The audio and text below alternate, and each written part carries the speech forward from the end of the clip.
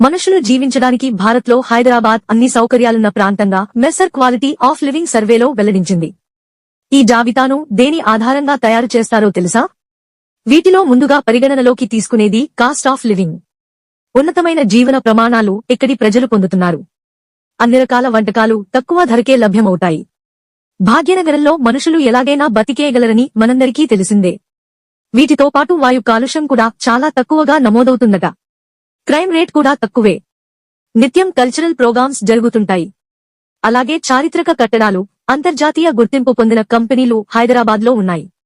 ఐటీలో బెంగళూరును గతేడాది హైదరాబాద్ దాటేసింది.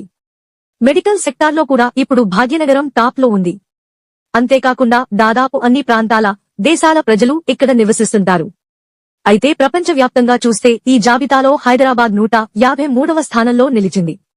ఆస్ట్రియాలోని వియన్నా, స్విట్జర్లాండ్లోని జురిచ్, న్యూజిలాండ్